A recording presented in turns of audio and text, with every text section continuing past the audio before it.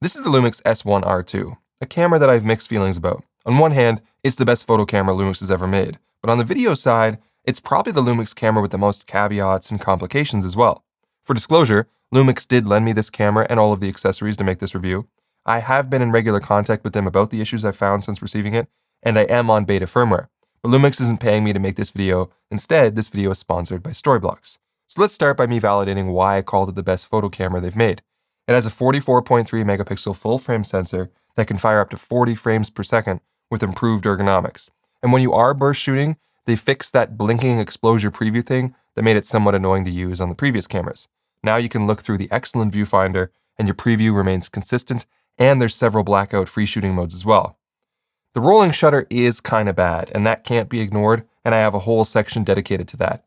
But it does offer up to 10 frames per second mechanical shutter to help alleviate some of that issue, and that shutter can be used as a dust protector now when the camera is off, a first for a Lumix body.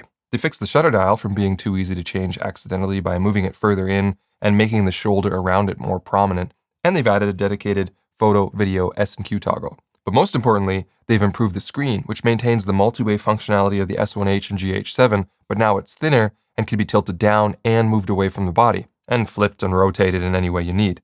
It reminds me of the Sony A7R5 screen, which is the best one in the business, and I feel the same way about this one. I only have two gripes with the ergonomics. One, the viewfinder magnification can't be adjusted. I'm pretty sure you could do this on previous generation of Lumix cameras. They had a V mode button on the side, but that's gone now. You can still adjust the diopter for focusing the EVF, but if you're someone who usually enables the zoom out function on the viewfinder, you might be annoyed by this one.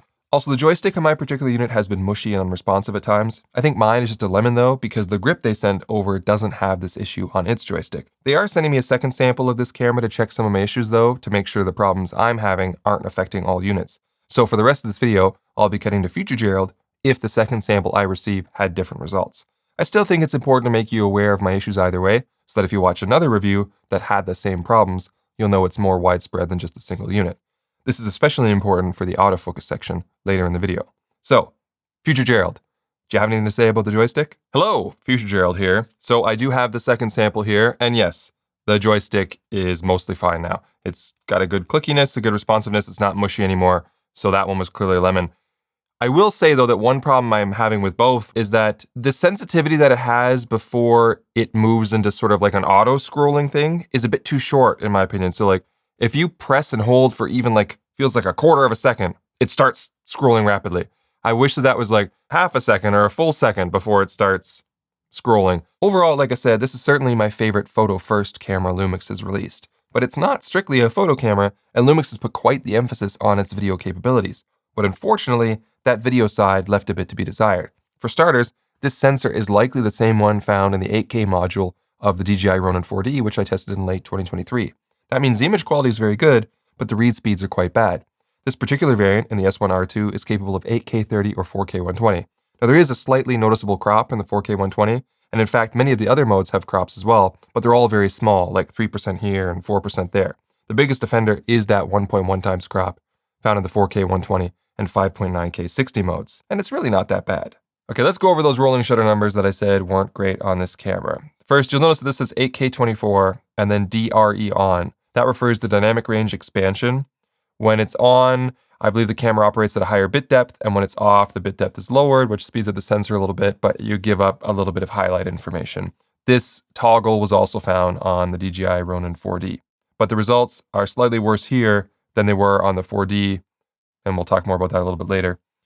But in 8K 24, we get 31.3 milliseconds. This is bad. Historically, I would say anything over 20 milliseconds can be problematic, but over 30 milliseconds is it's just bad. There's not really anything else to say about it. But if we turn DRE off, so we give up a little bit of highlights, like, half a stop or whatever, we go down to 23.5, which is a decent improvement, but it still doesn't bring us into the good territory, which is what the Ronin 4D did. It brought it all the way down to like 16, and then it was like quite usable. 23.5 is still worse than Lumix's S5 II and 2X with the dynamic range reduced.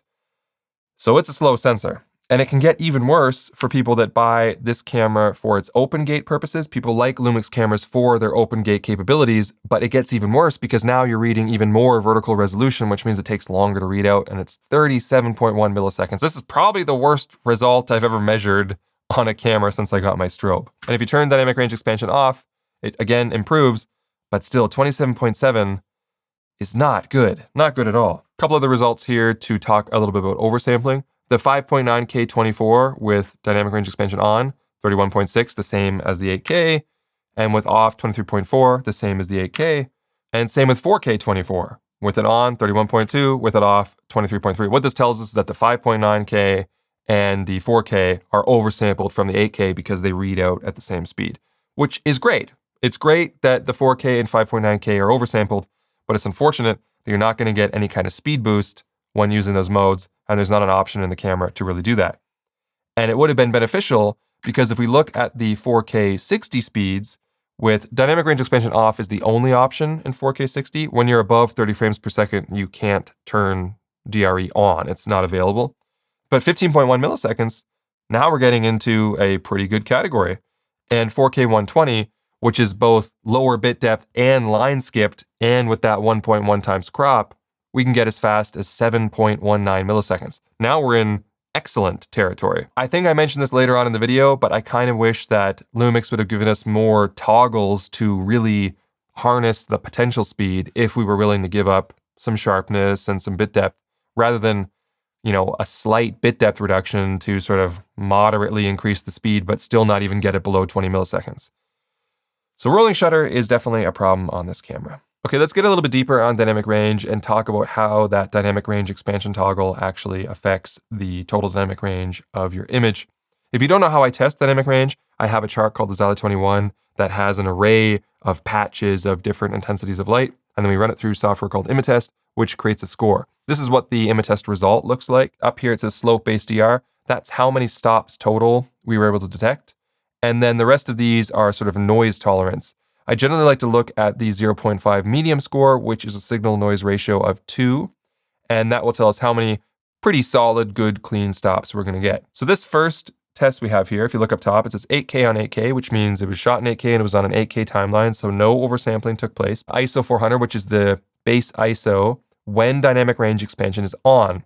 When it's off, they change. And it is a dual native ISO sensor, but both ISOs will change depending on whether your DRE on or off. Also, your clipping point will change. It'll get a little bit lower, so you do lose a little bit of highlights. When it's 8K on 8K, ISO 400 DRE on, we get 13.6 stops total with 12.3 clean stops. That's a pretty good medium score, and it's pretty similar to what Lumix has been able to achieve with the S5 II and S5 IIX. The only difference is that the total stops is slightly worse on this camera. Second native ISO with DRE on is ISO 2000. And you can see we're getting pretty similar results, 13.6 and 11.9, which tells us that the second native ISO on this camera is legitimate and a good one. But if we turn DRE off, which you can see here, the base ISO drops to ISO 200, which is a stop lower than with it on. And we do lose some of our total dynamic range down to 13.2. Like I said, about half a stop comes off the highlights. But the medium score actually goes up by about half a stop. And that's because at ISO 200, the noise floor is a little bit lower. So there is a practical use case for this, which is that if you're not shooting a high dynamic range scene, maybe you're shooting an indoor studio environment like this with controlled lighting, dynamic range off might just be mostly superior in some cases, because you would actually have a lower noise floor, a faster read speed, and generally not really any consequences unless you really needed that extra half stop up in the highlights. Anyway, its second native ISO is ISO 1000, again, one stop below with DRE on. And we see a bigger reduction in this case in the total patches detected down to 12.8, and not as good of that noise performance anymore because now we're at ISO 1000, and so we get 12.3. Now, if we take this a little bit further and we stick it on a 4K timeline to see what would happen if we oversampled this image ourselves in post, you can see we still keep the 13.6, but we get a very minor boost in the medium score up to 12.4. I also have the 4K on 4K. So this is internally oversampled because the 4K, as we discussed, is oversampled from the 8K on a 4K timeline, still ISO 400 with dynamic range on. And we get pretty much the same result, 13.8 in this case, but a 12.4 medium score. So whether you oversample it on your timeline or oversampling the camera, you're going to get about 12.4, which again is really good from an image consistency standpoint. Just unfortunate that that means we don't get any speed boosts by shooting 4K. The 4K 60, which was faster, I thought was worth testing. Now this one has to be at ISO 200 with DRE off because there's no option for turning dynamic range expansion on when shooting above 30 frames per second. We go down to the 12.8 total stops and 11.9 on the medium. Again, DRE off has a lower total bit depth, so probably, I would guess, about 13 bits. And the 4K 120, which is line skipped and also with the lower bit depth, it's a 12.6 total detected, but again, a medium score of 12. So we have pretty consistent 12 stops, 12 clean stops. The only thing that changes is what the total dynamic range is based on your modes, but there's no modes that get it up to 15 on this camera because, like I said, it is a little bit limited compared to something like an S5 IIX. I also did the 5.8K ProRes to see if there'd be a difference using ProRes 422HQ instead of the H265 codec, but about the same result again, 13.8 and about 12 clean stops. And if we stick it on a 4K timeline, so it's oversampled in post, 13.8, 12.2. But that ISO range is very consistent for color and quality from the base all the way up to 12,800 with just a little green creeping in at 25,600 and then worsening at 51,200. And the noise takes on these horizontal stripes at those extreme ISOs, so I wouldn't really recommend shooting above 12,800. But Vlog is great to work with, the color is great, and they even added a new Cine-like A2 photo style if you want a pleasing look straight out of camera. And it's got all the new Lumix stuff like real-time LUTs, the new apps, and they even added false color as an exposure tool for both video and photo modes. There's also a bunch of cool new features that are worth highlighting. First, on the audio side, it's their first full-frame camera to be able to use the new 32-bit float XLR module we saw on the GH7. This means I can yell like a banshee and still recover those loud parts without worsening the noise on the quiet parts. Here, let me demonstrate this now while I tell you about the sponsor of today's video, Storyblocks. Check, check, check. Storyblocks is a stock media platform that offers unlimited downloads of diverse and high-quality content for one predictable subscription cost. Their library houses over 1 million HD and 4K video files, images, and motion graphics templates, including an expanding catalog of DaVinci Resolve templates. Plus, anything you download from Storyblocks is 100% royalty-free with clear-cut licensing, so you can focus on creating, not worrying about usage rights. The platform is incredibly easy to use, and the library is frequently restocked with commissioned content based on customer demand to ensure you'll have access to files that are not only high quality, but fresh and diverse. So to get started with unlimited stock media downloads at one set price, head to storyblocks.com/undone or click the link in the description. Another slick new feature is hybrid zoom. It's similar to Lumix's crop zoom, which utilizes the extra pixels to give you more reach at the cost of some oversampling. We've seen this from competing brands as well under different names. But what Lumix does with their hybrid zoom is take that extra reach and integrate it seamlessly as you zoom on your lens. So on my 24-70, instead of zooming to 70, then crop zooming in further, I can crop zoom millimeter by millimeter as I turn the zoom ring, getting me to the same end field of view of about 146 millimeters, but dispersed evenly throughout. And on the stabilization side, they added this E-stabilizer mode called cropless that manages to remove the warpy wobbles in the corner that appear when using IBIS on wide-angle lenses without changing your field of view. It's an extremely useful feature and a very clever implementation.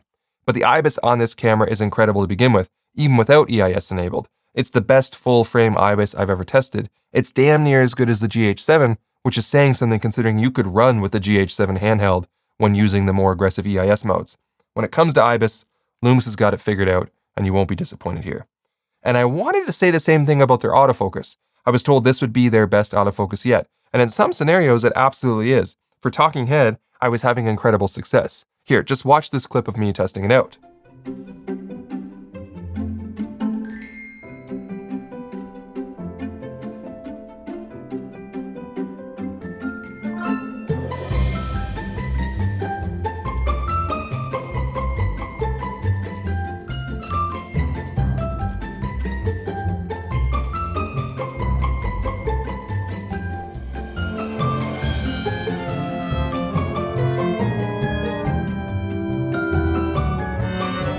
But I've also been experiencing some weirdness when just out and about with the camera. I've been having this quirk where periodically the camera will just drift to minimum focus and won't come back even though a tracking box remains on the subject the whole time.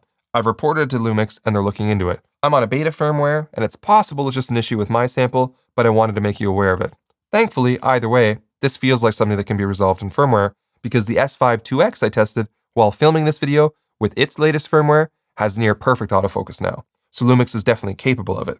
And if the second sample I received was free from this issue, I'm sure Future Gerald would tell us so right now. Future Gerald again, the autofocus issue is also resolved. Now, it wasn't resolved just by me getting a second sample because this had the same firmware, but a couple days after I received the sample, I was sent a new firmware update, and the new firmware update fixes it. It's pretty much completely resolved as far as I can tell. And there's some other benefits too, like just the general sort of stickiness and responsiveness seems a little bit better, where before I had to go in and set custom autofocus settings, which I like that they provide those, but now I can just leave it off as in no custom settings, and it's very good. So yeah, I would say this feels very similar to the latest S5 to S5 IIX firmware, which is excellent in my opinion. I also like all the subject detection types it offers, but I would like to see them add an automatic subject switching mode in the future. Something else I love about Lumix cameras is the recording versatility. You've got a CF-Express-B and SD card slot, and many of the modes can be redundantly recorded to those mixed slots as long as the SD card can handle the bitrate. But they also have internal RAW and ProRes options to leverage the performance of that Type B slot. You have a wide range of options to control bitrate, all intra or long GOP, chroma subsampling, 16:9 or 17:9, 4:3 modes for anamorphic, and even 3:2 open gate up to 6.4K. Frame rates higher than 30 frames per second will generally require dynamic range expansion to be disabled though, but impressively, the vast majority of these options are oversampled and deliver fantastic detail. However, I have noticed that some of the modes are actually recording at a much smaller bitrate than advertised. For example, in 8K, it shows a bitrate of 300 megabits per second in the menu. But when I use that mode, regardless of how much is happening in the frame, the most I ever actually record is 120 megabits per second, and I frequently drop as low as 60 and sometimes even 30 megabits per second. Future Gerald here again. The same firmware update that fixed the autofocus also included a fix for the HEVC file size too small bitrate thing I was complaining about. I did a quick test with the 8K, and I'm getting like 290 megabits per second now instead of the random 30, 60, 120 that I was experiencing before. And you can also record out to an external SSD, which is awesome, but there's a huge caveat. Many of the modes aren't supported for external USB-C recording when using the internal battery, the BLK22. It's just not powerful enough. You lose everything higher than 4K basically. Now, there's two ways around this. The first is their optional grip, which uses a second battery to provide enough juice to enable those USB-C recording modes. The other is using a dummy battery. Now, considering that I just launched a small fleet of dummy batteries with Condor Blue, I'd love to tell you to go out and buy my BLK22 Eliminator and enjoy all these record modes. But sadly, we designed our current version before this camera came out, and it doesn't support those modes. It performs just like the internal battery does. Now, you can still use it for external recording up to 4K 120, so for many users it won't be an issue, and it works perfectly for internal recording of any resolution and on previous cameras like the S5 II and S5 IIX without issue. But if you want to use external USB recording on this camera in the 8K or 6.4K modes, then you're going to have to wait a couple months for our Mark II version of the dummy battery, or you can pick up Lumix's USB-C battery eliminator in the meantime, the DCC18. This will enable all the modes, but you'll need a 9-volt, 3-amp power delivery source to power it. But if you're in need of a D-tap dummy battery for your Lumix, Sony, or Canon cameras, or even to power your monitor and recorders, check out our new selection of power solutions using the link in the description below. But getting back to that internal battery, it just doesn't seem up to snuff for the direction Lumix has taken these cameras. Not just because of those output limitations, but battery life is also falling below most of the competition. In 8K, I only got an hour and 9 minutes of recording on a full charge, and only an hour and 41 of 4K 24. And if you want open gate, it's even worse, only 42 minutes of the 6.4K open gate mode on a full battery. This is just not good enough in my opinion. And that open gate mode is prone to overheating as well, which is not something I usually experience on a Lumix camera. Even in February in Canada, in a 21°C 70 Fahrenheit basement environment, the 6.4K open gate overheated after just an hour and 18 minutes. And that was with the overheat threshold set to high and the fan set to auto too. Oh yeah, this camera has a similar fan design to the S5 II and IIX, but even that wasn't enough to prevent overheating. Now the 8K mode managed to survive a bit longer, and I was more likely to run out of battery first, but if I connected USB power delivery to the camera to extend the runtime, the overheating in 8K got significantly worse. I started getting a heat warning after just 34 minutes when USB power was connected, which leads back to the dummy batteries probably being the best option for longer record times. Overheating results are usually all over the place though, and should be taken with a grain of salt, but if I'm experiencing problems in a basement in Canada in the winter, I wouldn't expect much from it in hotter environments, which is the first time I've ever said that about a Lumix camera, I think. Now, I did manage to find a way to extend that runtime, but it requires some extra steps and accessories. First, take the battery and the cards out of the camera. You'll need to use the Lumix DCC18 dummy battery to provide enough juice for USB-C external recording, while also excluding the internal battery as a possible heat source. You can do this without the DCC18 if you put a battery in the camera and one in the optional grip, but that has worse thermal performance, and you have no way of keeping it charged since your USB-C port is being used for recording. And we're recording externally because CF Express Type-B is also a source of heat in the camera, so we want to remove that too.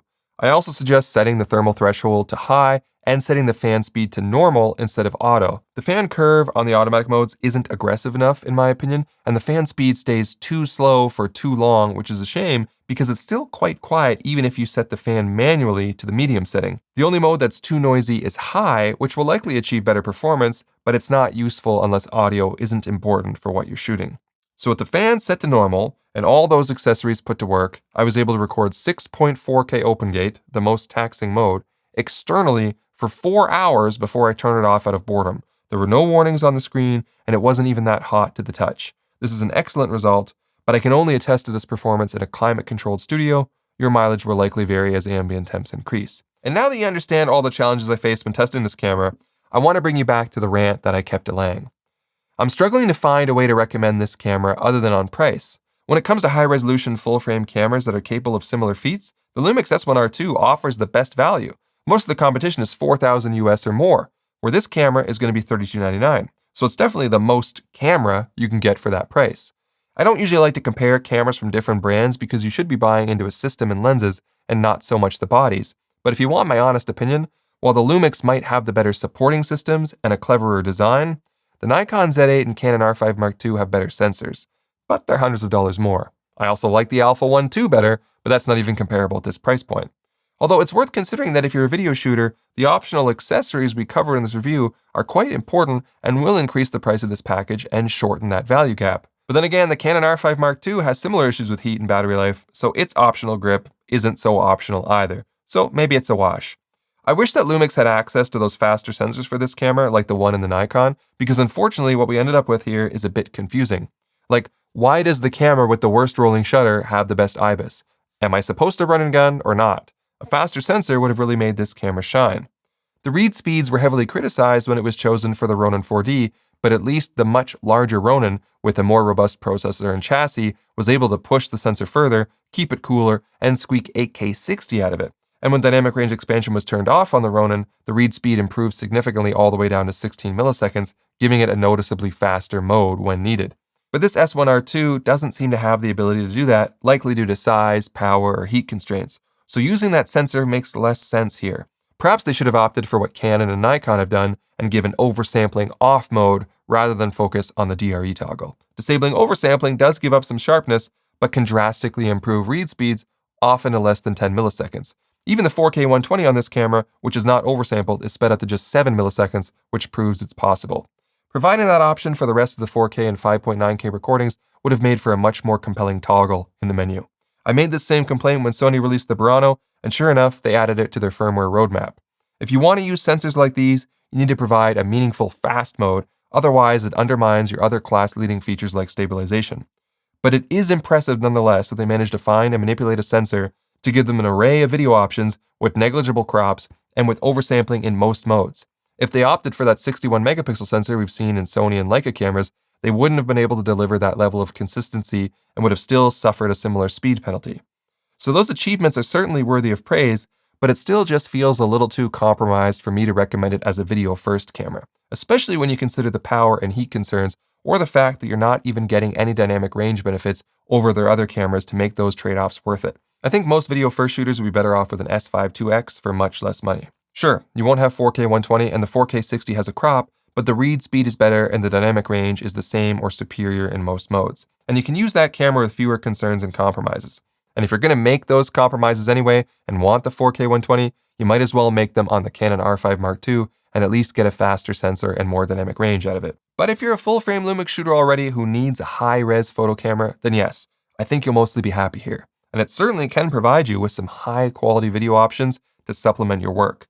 But I'm not sure I would recommend it to a photographer who hasn't already bought into the system. I just feel like those other competing sensors from Nikon and Canon are more compelling. But it definitely is worth commending Lumix on what they were able to achieve here. Not only is it significantly cheaper than those competing cameras, but the S1R II has managed to effectively trade blows and pull out some serious wins against those more expensive bodies. And theoretically, if this camera had the Nikon Z8 sensor in it, it wouldn't even be close. It would dominate the field. Now, while I do suspect this S1R II will get quite a bit better with firmware, my biggest takeaway from this body is the potential for future cameras. If Lumix can take what they learned here and put a really fast 6K sensor in a similar body with all these bells and whistles, they'll likely have the best hybrid video camera available on the market. All right, I'm done.